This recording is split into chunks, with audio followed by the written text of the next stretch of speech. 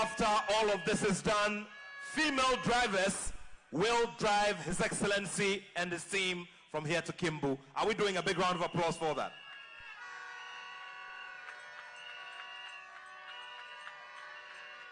It is on that note that I'd like to welcome the very proud Sector Minister, under whose watch we're seeing the launch of this great idea and others.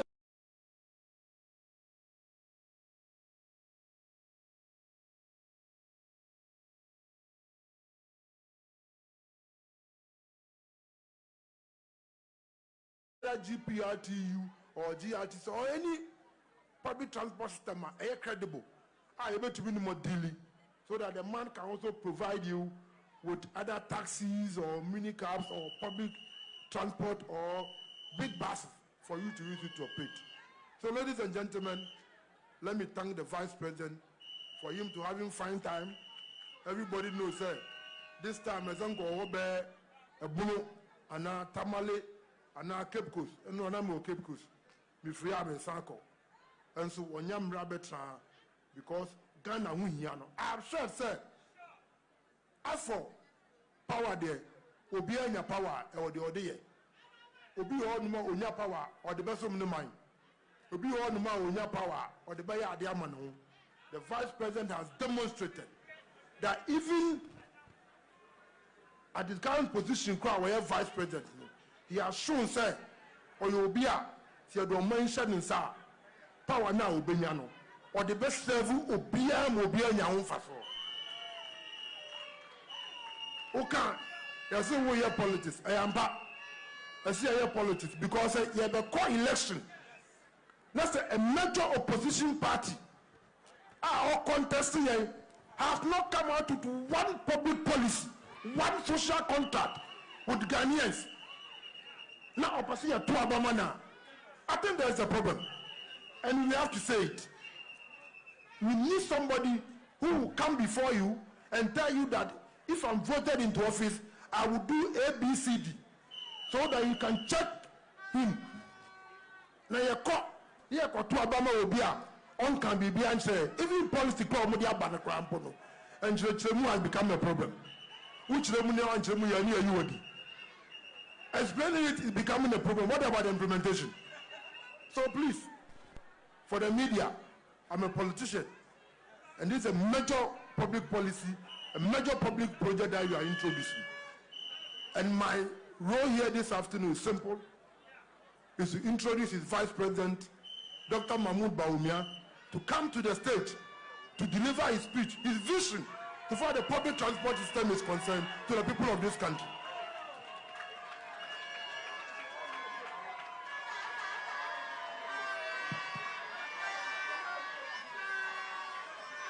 A bigger round of applause, ladies and gentlemen, for His Excellency, the Vice President of the Republic of Ghana, Al-Hajj Dr. Mahmoud BAWUMIA. Your Excellency, the people of Ghana are all ears and are listening. Thank you.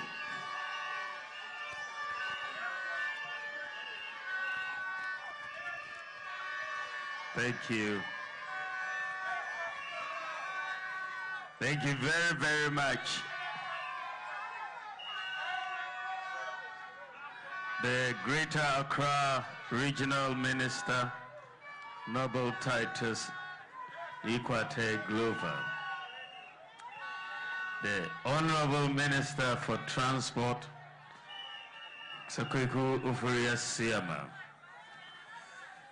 The Minister of State, Local Government, Honorable Obi Amwa, the Deputy Minister for Transport and MP for Gushegu, Honorable Hassan Tampuli, our High Commissioner to Canada, His Excellency Sowa, who is here, Ray Sowa. Then we have our incoming MP for Adenta constituency, Akosia Menu, Kozi Cares.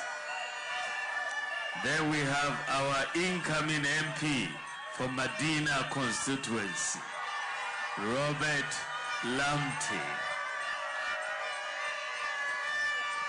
the chairman and members of the governing board of Metro Mass Transit, chairman and members of the governing board of the GAPTI, Ayalulu, the managing directors, Metro Mass Transit Limited, GAPTI, Ayalulu, and Tap and Go, heads of institutions, CEOs here present, private sector organizations, civil society organizations, stakeholders in the transport industry, members of the diplomatic corps,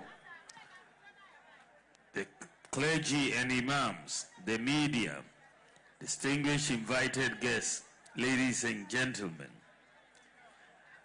I am so elated to stand before you to commission the first batch of electric buses for Metro Mass Transit Limited to augment its operations and to usher in a new era of innovation in the delivery of public transport services. As the minister said, the move towards electric vehicles is not only aimed at Metro Mass Transit Limited, but the whole public transport sector. When I first suggested the idea of moving public transport in Ghana to electric vehicles, many thought that it was not possible. They said it was an election promise that will not be fulfilled. And unfortunately, this is the mindset of impossibility. And it was at play in this situation as it has been at play for the last 8 years that we have been in government. As a government, we are thinking transformation. We are thinking making things possible that have not been here. But a lot of people are always, expressing the history. Many doubted it and said we were not going to be able to do it. But we have done it. I'm saying all these because of the mindset of impossibility. We are going to transform this country, and we need a possibilities mindset.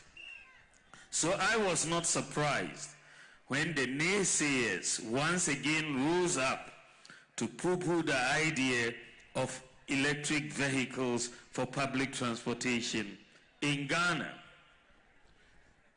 Rather than discouraging me because of all the previous naysaying they had done, I was rather encouraged and determined to follow through and see to the implementation of electric vehicles for public transport in Ghana. I had no doubt in my mind that this was possible. If other countries can deploy electric buses for public transportation, why not Ghana? The transport sector, as you all know, is a major contributory factor to the growth of our economy, and most importantly, a necessary precondition for the guaranteed success of education, jobs, markets, healthcare, among others. In pursuit of this, agencies such as Metro Mass Transit Limited, Ayalulu, STC, and so on have existed to implement government policy to make transport services accessible and affordable to all. These companies provide services to very remote areas of Ghana where some traditional operators will not go and charge fares about 30% lower than the market rate. Unfortunately, over the years, the growth of these companies has been heavily impacted by high operational costs, particularly the cost of diesel, revenue